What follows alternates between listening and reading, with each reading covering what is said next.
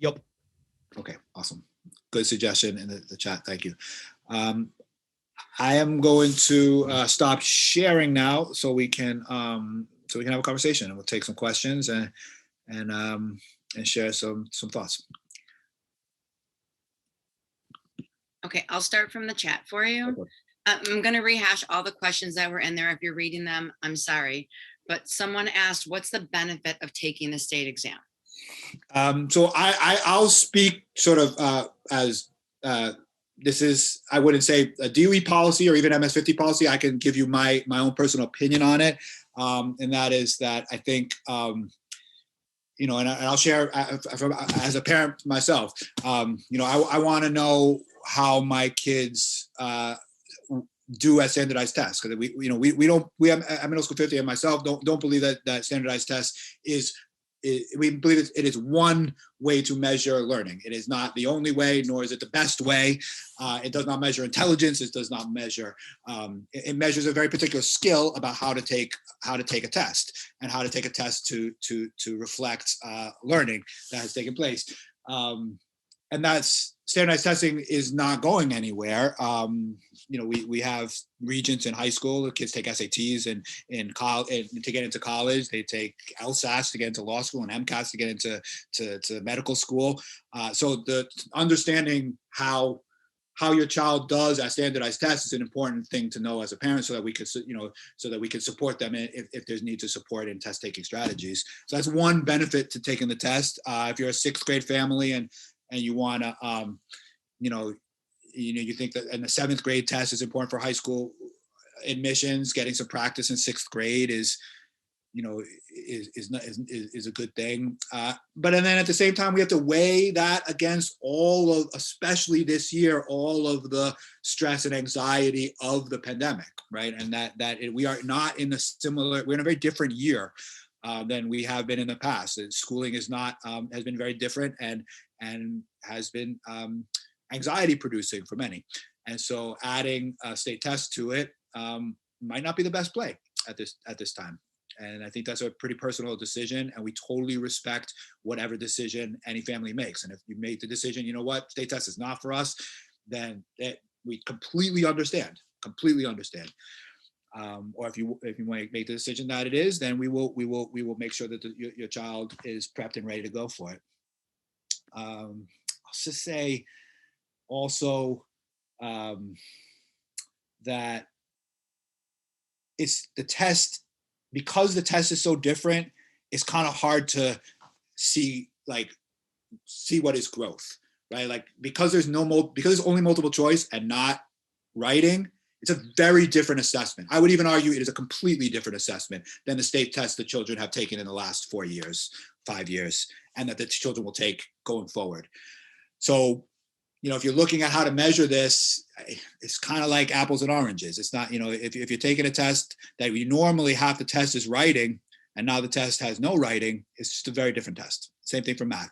When you do constructed response, it's gonna be a very different test if it's only multiple choice.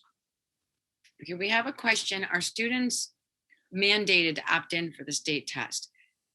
No, there's no there is absolutely no mandate this year. There is families can opt in to take the test. I think that is why they changed it from an opt out to an opt in. Normally the default is everybody takes the test and you have to write a letter to opt out. This year the default is everybody doesn't take the test and you have to fill in a form to opt in. Okay, we have 1 day for both exams. So 1 day for math, 1 day for ELA. Yep, and the windows are on the. I'll share. We can share the screen back again, but the windows are. It's in April. Look at it myself. It's April 19th through 29th for ELA, and then a couple week break, and May 3rd through 14th for math. Okay, we have an 8th grader that asked this, so it's a little different for the 8th grader. But this is a good question for 7th and 8th or 6th and 7th grade parents. What if they want their child to take one exam but not the other? Totally fine, and the form that we have allows you to select opt-in for ELA and not math, or math and not ELA. You can do whichever one you want. You can also change that decision. I mean, listen, we asked that you do it by April 15th. so it allows us to plan effectively. But if if you made a decision April 15th and you change your mind April 17th, we're not going to say no, you can't do it. You're closed out. The April 15th deadline is for us so we can plan effectively.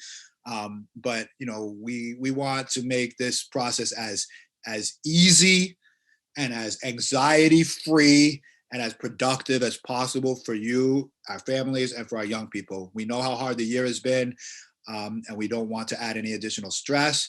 And we also want to, but at the same time, we also want to give options and opportunity to anybody who wants to do it and wants to get, if you're in sixth grade, wants to get practice, seventh grade is concerned about high school admissions, or eighth grade also wants to continue getting practice, right? Because eighth graders are going to continue taking standardized tests through high school. Well, and I'm gonna ask a personal question that might help the eighth grade parents. The eighth graders take the ELA exam, but do they take the math exam, or do they just take the algebra regions and the living environment regions? Yep. So the eighth graders are in a special course code. So if you looked on the report card, you would see is MENMA, which is a course code for advanced eighth grade math, accelerated eighth grade math that ends in algebra regions. It does not end in an eighth grade math test. So they do not even get programmed in our computer system for the eighth grade test. They wouldn't get an eighth grade test bubble sheet generated for them because they're in a course code that ends in the regions. Same thing for our eighth graders for science. They are in an accelerated living environment science class, and so they will not get a bubble sheet created for them for the eighth grade science exam. And we have a parent who is worried about if a student fails. Okay. So let me talk a little bit about the scoring of the state test. There's not really a failing or a passing. The state tests historically have been graded on a scale of 1, 2, 3, and 4, of which 3 is deemed as proficient and 4 is above grade level, and 1 or 2 are below grade level. But there's not really a fail or a pass. There's not a failing score or a passing score, and it is not. I'll emphasize, this test is not used for promotion. If your child passes their classes at Middle School 50 and is making progress, they will be promoted regardless of what score they get on the exam, whether it's a 4 or whether it's a 1. Do you feel there is enough time to prep for these tests? Yes, because it is the prep for the test is what we've been prepping for the test, and not explicitly doing test prep, but the skills that we infuse into our ELA courses, and the skills and thinking processes that we infuse into our math classes. We have our preparatory for the test from the beginning of the year. We will do some little test taking strategy stuff, right before the exam. But the reading skills that the students are need for the test, they've been working on from day one, and the numeracy skills and the analytical thinking skills they need for math, we've been working on through day one. So yeah, we are very confident that your students are prepped and ready for the exam should they opt to take it. Okay, you have already touched upon this, but because we started the recording late, has the DOE said anything about banning the use of current 7th graders 2020 state test scores for high school placements so that anyone who opts out isn't penalized? The answer is we don't know. It is a very important question, one that I ask every time I get a chance to ask, and the answer is more information will be coming. The only thing I can do is judge by history. And, prior to the pandemic, 7th grade test scores, we would talk to the 7th graders every year, and we would say in the beginning of the year, this year is important for your high school graduation, for your high school applications, because on the high school application, went 3 things. On the actual application that gets printed out for every student went the 7th grade final grades, 7th grade attendance, and 7th grade test scores. That changed a bit last year with the pandemic and no 7th grade test scores. And this was a question we were asking all year, and it finally got answered right before high school application time. What are they going to do? Because there was no 7th grade final grades or 7th grade test scores. And they ended up using 6th grade final test scores and 6th grade final grades and 6th grade test scores. And many of the high schools opted out of that and said, that's not fair to kids. We're not going to use state test scores. Many of the most competitive screen schools did that, but many of the most competitive screen schools also did not do that and did use the 6th grade test scores.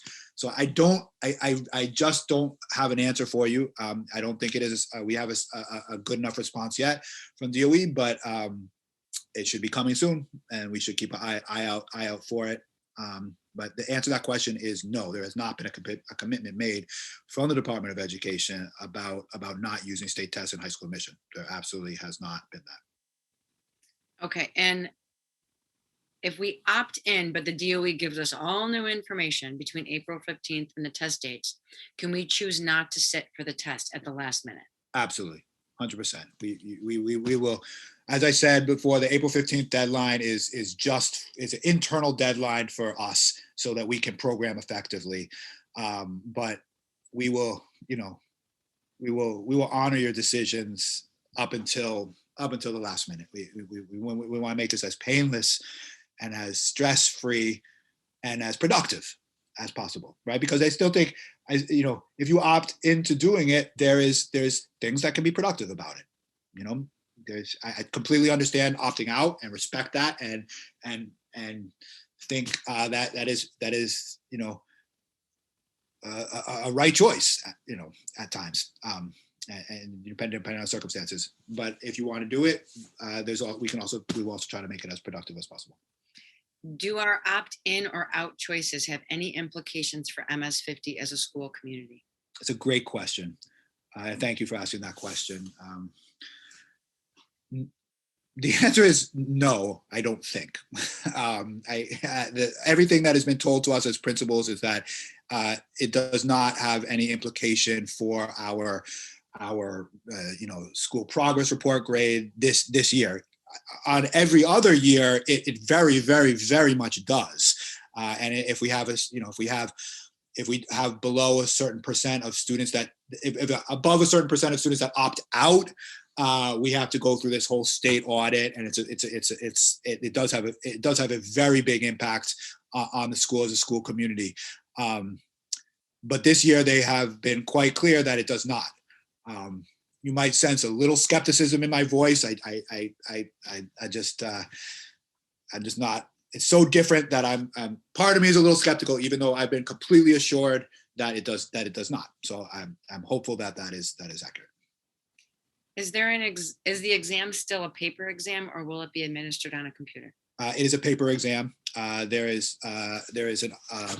Some schools had participated in a computer-based pilot, which we did not participate in the past, and so we could continue to be a paper-based exam. Are there sample or practice tests available that reflect all the changes this year? And can the parents see what the tests are going to look like?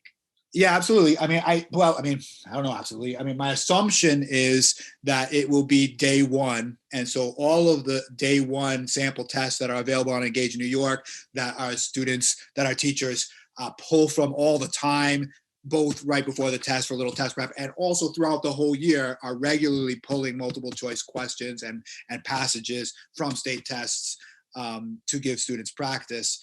Though my assumption, and it's an assumption since I've yet to see it, but my assumption is it will be like doing day one of the state test, which is the multiple choice part of the test. And in ELA, it's the day one has multiple choice answer, short answer, so it would just be the multiple choice part without the short answer. But you can go on Engage in New York if you Google. I'll put it in the chat right now. If you just Google New York State 3 to 8 exams, and then you'll see a website called Engage New York, and it has state exams from 2019 all the way back through 2014, 2015, and you can pull questions from there and do some practice. know if you do that, your kids might get doubled up a little bit because our teachers also pull questions from there. So they might read a passage that they'll have seen in school. And we have, how will kids who are fully remote take the exam? Will they have to come in? Yes, there is no remote exam. There's no remote exam. In order to take the exam, you have to come in person. So if you would like to take the exam, if you like your fully remote student to take the exam, they are absolutely welcome to, and we will schedule them to do it in a safe way, and we will keep them in a pod of fully remote students that they will take it with. So we have yet to schedule that. We have to see how many students in each grade want to do that, and we will program them. Once we get an idea of that information, we will program them in as safe a way as possible, utilizing all of the social distancing and all of the COVID safety guidelines that we've been operating under. That's the end of the questions from the chat. Right. I think I did see a couple hands raised. Is there any other? Señora Ana, tuvo una pregunta. That's whose hand I saw. Señora Espinal, Ana Espinal.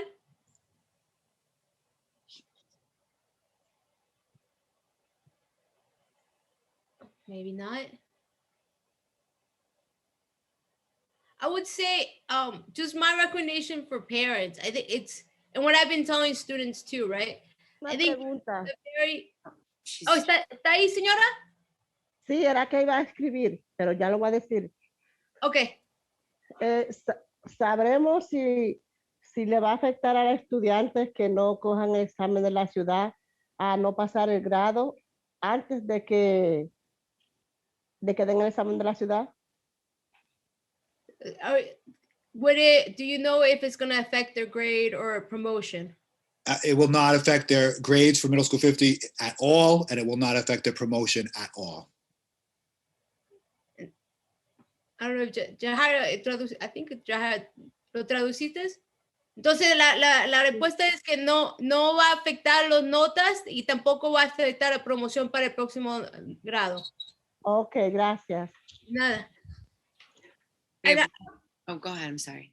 Oh, okay. And I would just say, for parents and, students here, right? It's a couple questions that, families and students need to ask themselves when you're thinking about this, right? Like, am I interested to see how I do in a standardized test?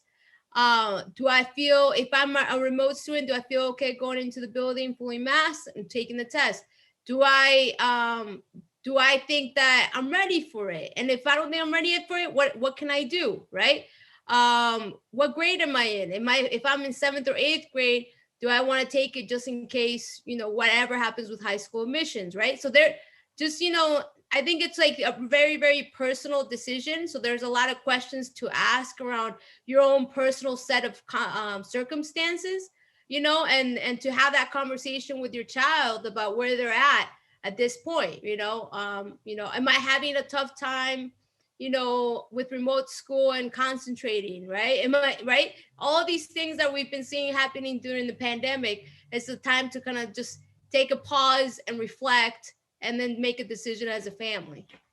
And if you want to talk through that decision with your child's teacher or with me or with your child's counselor, you're welcome to. We're happy to talk through that decision. If you want to ask your child's teacher, like, what do you think? Like, see, we assess our students regularly, and our teachers have a pretty good idea of how the students will score on the state exam. I mean, we pride ourselves in assessing regularly and knowing where students are at. So you can ask the student, like, hey, you can ask the teacher, like, what do you think my child will score? We won't be able to, predict it with 100% accuracy, but we'll be able to, teacher will be able to give a good estimate and give you, I completely agree with Fiorella's sentiment. That is a very personal decision, and we have to think about all of these questions. But if you want to talk through it with somebody, we are here to talk through it. Okay, there's 2 new questions, and they're very similar in nature. Well, there's a third too, but It happens to be, what is the process for a student who opts out, but then they get the news that the ELA test will be used for high school admission? And then another one said, just to be clear, there is a possibility that the high school will look at these scores, but we're still unsure if that's the case. Yeah, I mean, those questions are really, I think are really valid and well framed. I mean, those are really well framed questions. And I wish I had an answer for you. The answer to the first question is it's not a great answer, right? If you decide to opt out and then they make a decision later on that they're going to use the 7th grade test scores, once the test happens, there's no taking the test again, and there will be no test score for the child for that year. There's no going backwards on that. Can I speak as a parent and not as a teacher? Of course. My daughter's in 9th grade now, so I went through the process 2 years ago, and she only applied to screen schools. And most every school that she was applying to had a little star underneath where the state test score was the weight for her rubric. It said, if you did not take the state test, we will be using your class average for your 4 cores as your GPA across the board. So they weren't, even 2 years ago, they weren't faulting kids for opting out.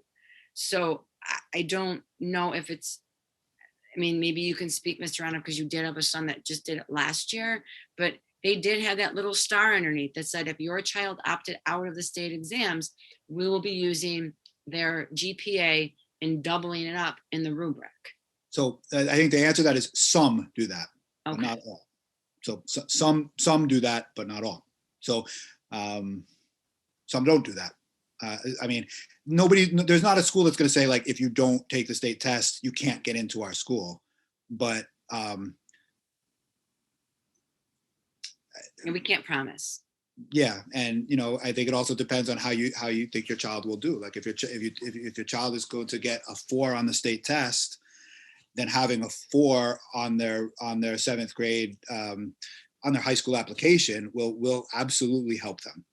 There's no way around that. So it's a difficult thing to balance, especially when we don't have all the information. I think the second question that you read, can you read the second question again? They're the same. Just to be clear, there's a possibility that the high school will look at these scores, but you're unsure if that will be the case. Yeah.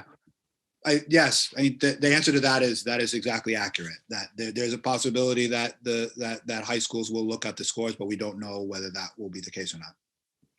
We also have a question: will hybrid students be administered the tests on days they're already in the building, or is it possible they'll need to come in on days they're currently scheduled to be remote?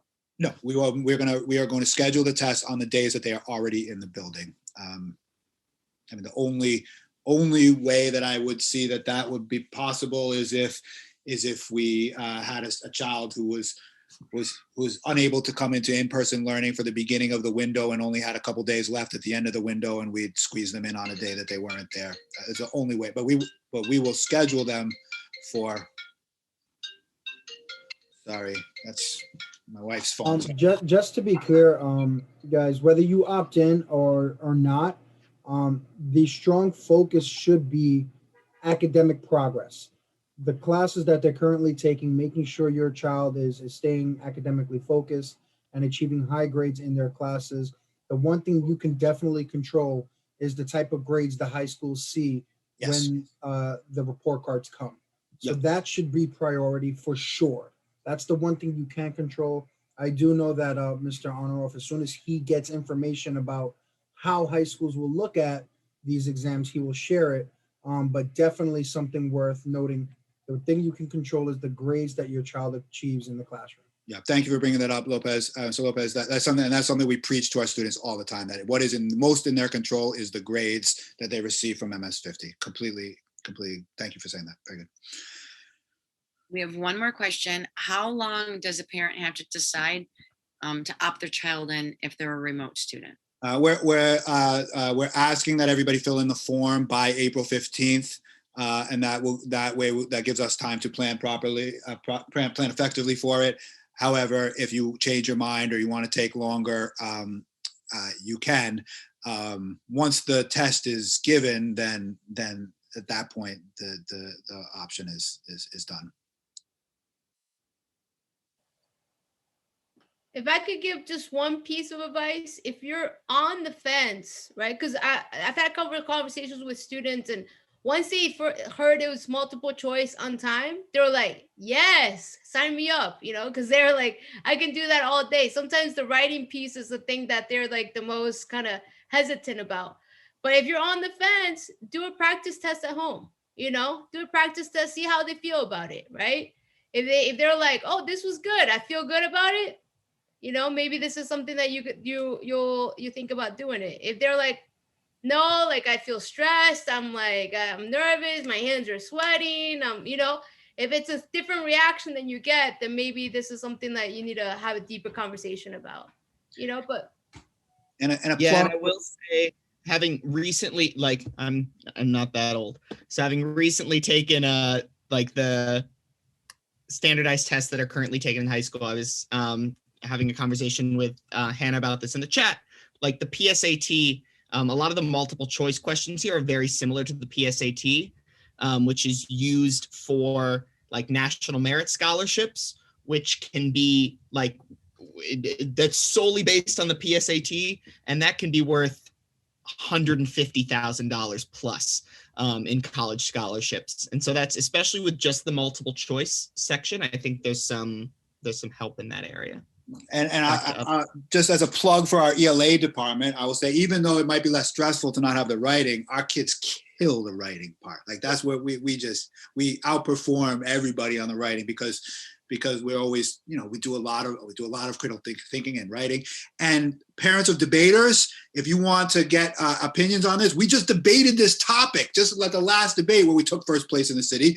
And so, we debated whether standardized testing should be used for high school graduation. So not exactly the same, but lots of arguments around whether standardized testing is a good measure of learning. We argued both sides. So ask your child on the debate team, and I'm sure they'll give you some answers on.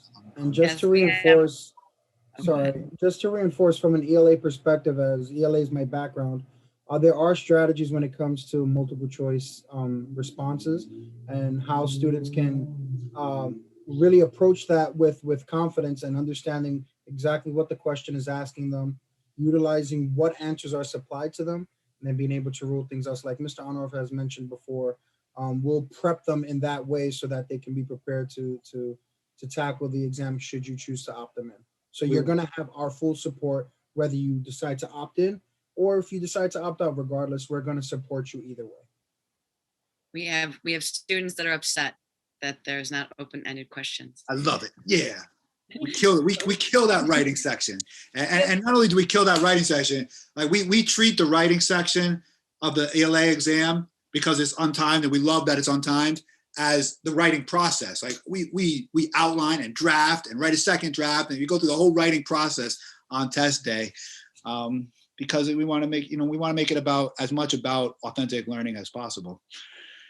And we have, how are you going to organize this quote unquote pods for remote students? It's a great question. Really good question there. Note that the quote unquote was written out from Delmonico, which is very on brand. Great question. We are going to organize the pods in a similar way that we organize the pods in school, where we will make sure that the pods are socially distanced, approximately 12 students to a classroom. And if you are, it's really just a one-day thing. So it's not, in-person students stay with the same pod every day to minimize exposure to others for COVID protection reasons. By the time the math test happens, I think it'll be 10 days after. So we could, we won't necessarily have to have the same pod for those students. But so the answer, Delmonico, is we will randomly choose 12 students that are signed up to take the test, and you'll be in that class with them, and you'll stay in that classroom with them the whole time. And you won't be in a pod with in-person students. You'll be in a pod with remote students.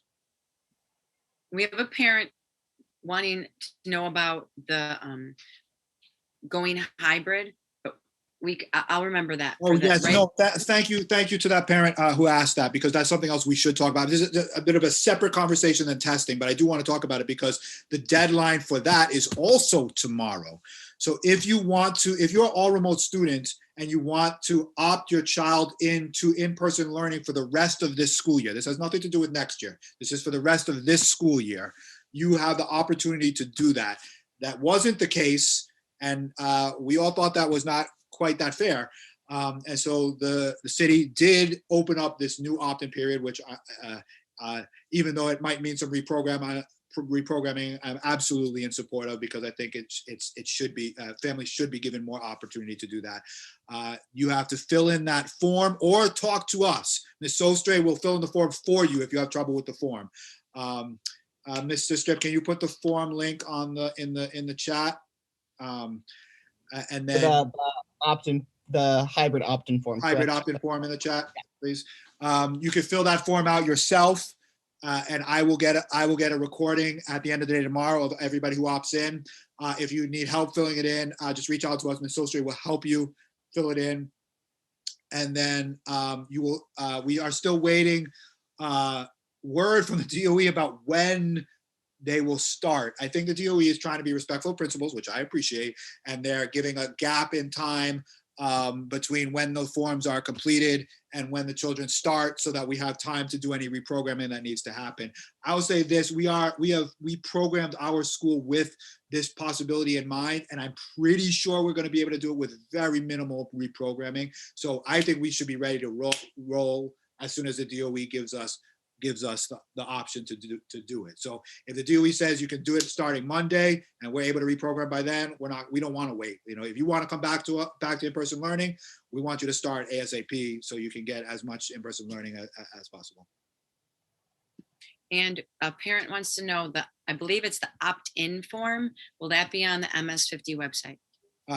So both forms are on the MS50 website. The opt-in for testing is on the ms50.org/state exam.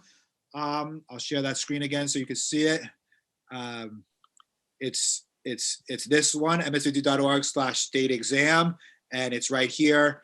If you clicked on this, it would go here, and it's got a little part of the letter from me at the top, and it's in English and Spanish, and then you hit continue. And then you put your child's name, and it will take you a minute, less than a minute or two to do the whole form. The opt-in for in-person learning, for hybrid learning, for the rest of the school year is a form that is a DOE form, and we have the link on our website.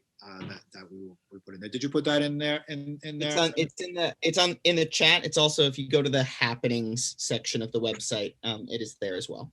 You put the link in the chat. I see it. Okay, good. Yes. And I see this question over here as well about when you would start, which I just answered that. Okay. Ms. Fiorella, I could read it, but I wouldn't do so well as you. Anna Espinal asked a question in Spanish in the chat. She was asking, on the day of the exam, are students going to eat inside the school? And if so, where are they going to eat? Are they going to what? Eat. Our students are going to. Yes, we will provide lunch for the students. And I see Delmonico's question here, which is a very good question. It's a very good, I see Fiorella just said very good question. Yes, a very good question, Delmonico. In fact, such a good question. I don't have the answer for you right now. And my assumption is that once you are done, you go home and resume your in-person, your remote learning. But I don't know that for that to be a fact yet. So I will have to go back to, I'll have to go to the guidance that the DOE gave us and comb through it and find the answer. Delmonico, that's a fantastic question. I like being stumped. You stumped me, Delmonico. It's excellent. It really is a great question. A bit more on that previous question about the food. So clarifying on where they would be eating. Great question. We will just as the in-person students eat lunch in their room, and lunch is brought to them, or they're welcome to eat their own lunch, the same thing will happen on test day for testing students. Yes, Delmonico, I mean, not only is it curious and complex, it is a very good You're looking at it with a programmer's mindset. We got to know all those details in order to schedule it effectively. It's excellent. Ana Espinar, follow-up question to the food. Would they be eating all together? They will be eating with their pod of 12 students or less.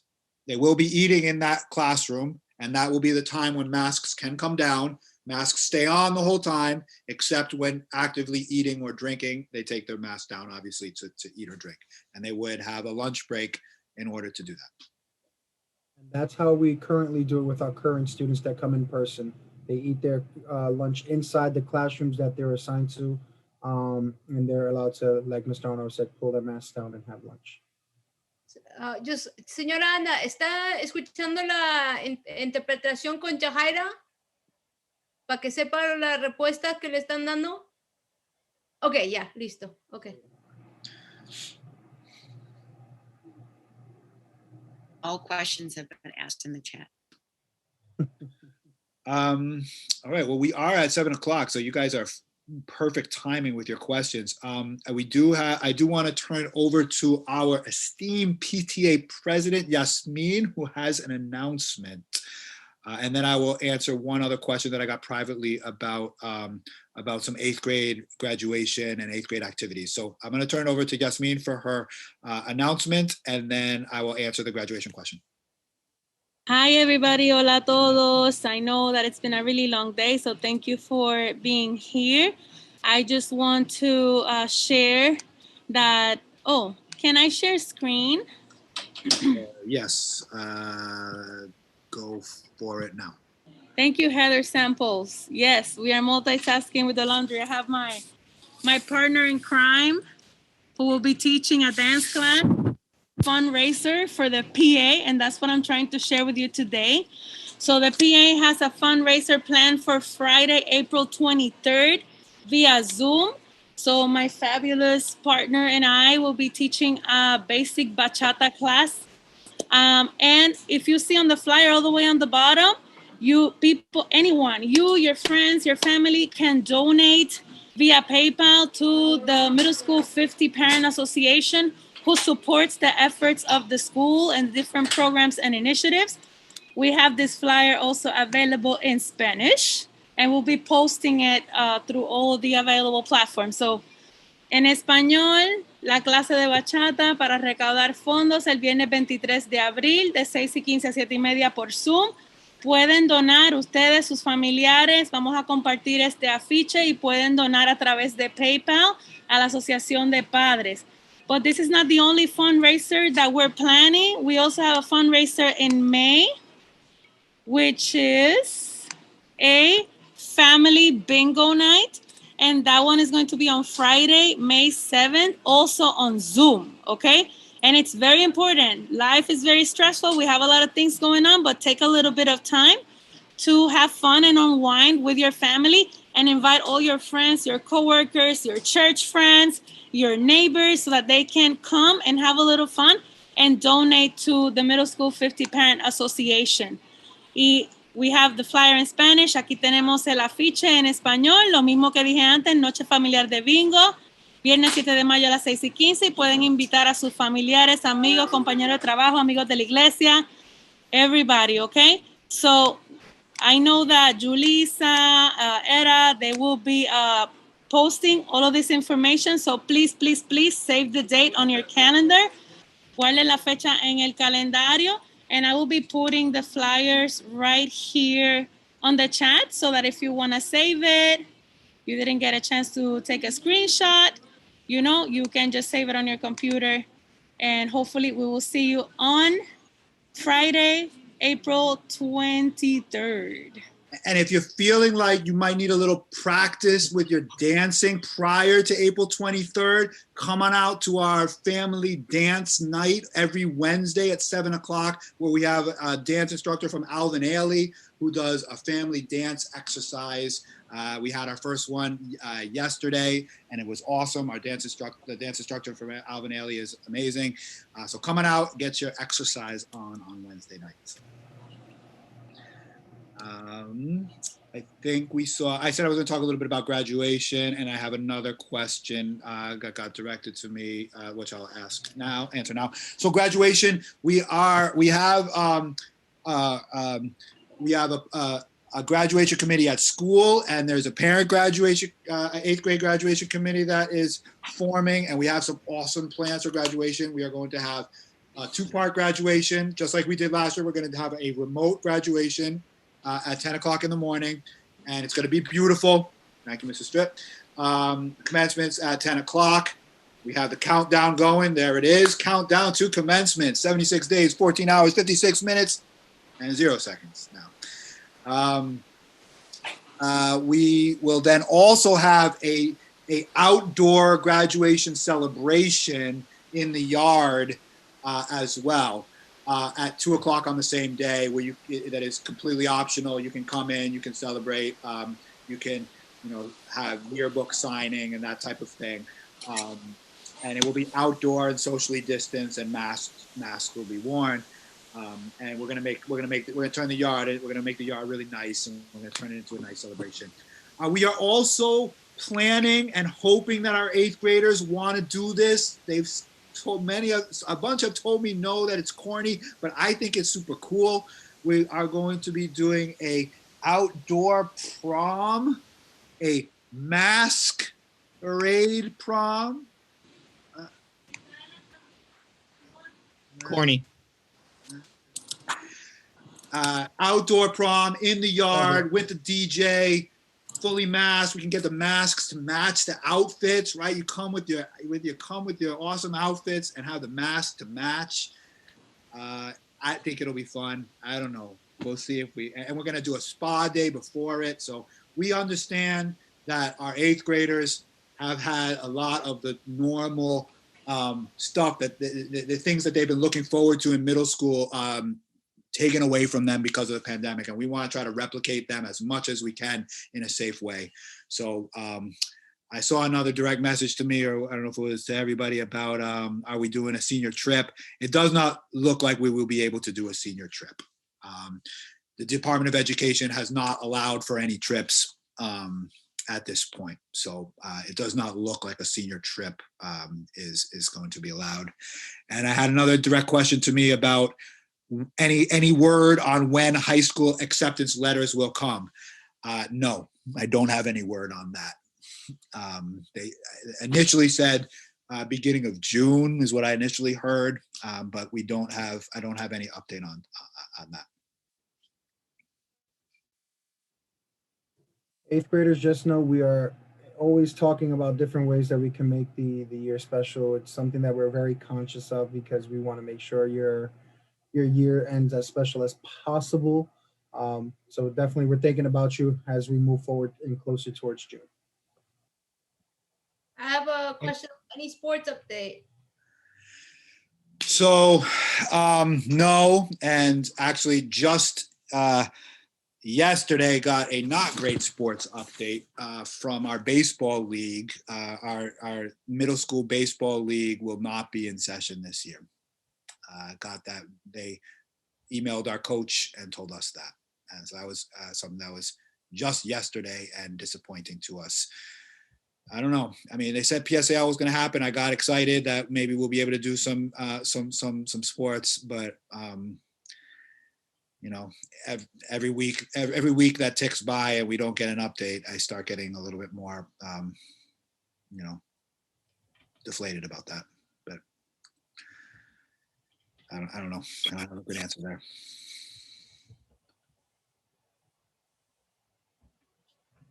We are putting out there, though, that we do have on our list of dates a tentative, because we have to get DOE permission, but tentative ask for a student staff softball game at McCarran Park. So we are going to ask if that is doable, and if that is doable, we'll have some fun with that. But students know that we win every year. Turkey Bowl, student staff basketball game, student staff softball game, we're like 60-0. So you still won the Turkey Bowl, just for the record. Yeah. So I mean, virtual or not. But this is a year unlike any other year, so maybe, you know. But I mean, listen, as long as we have Landy's like a professional.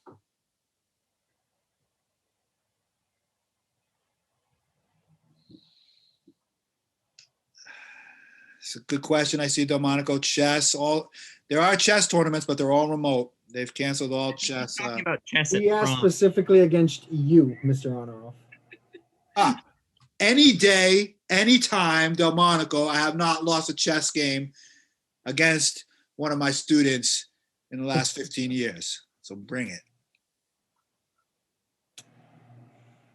And we could do that remotely, Delmonico, too. We just go on chess.com. I got you. These comments are funny. Isabel says the students lost because they were the Jets.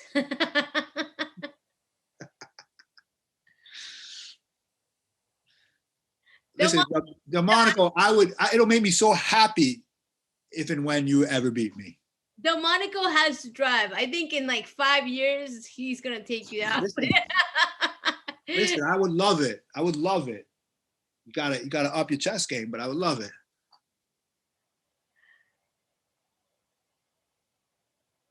All right. I think we got everybody's questions.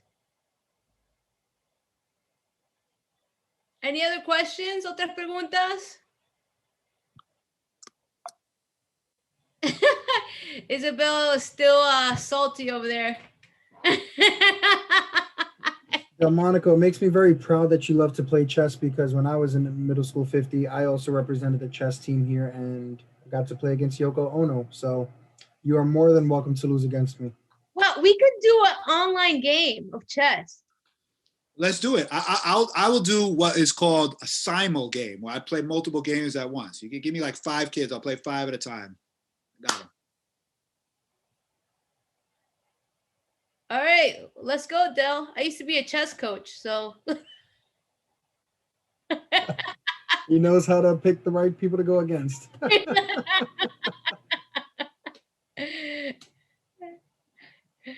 He's gonna go take Lopez, Fiorella, and Ben. Let's go. Mr. Honorable. And then Ms. Gunn. I think we should totally do a staff versus students chess game. We could do a staff versus students chess. Totally. You got to get. We got some players. Delmonico solid. Siobhan solid. We got some players in the school. Absolutely. Oh, I like that idea. All right. Should we do our traditional ending? Yeah. Sorry, I was writing down that.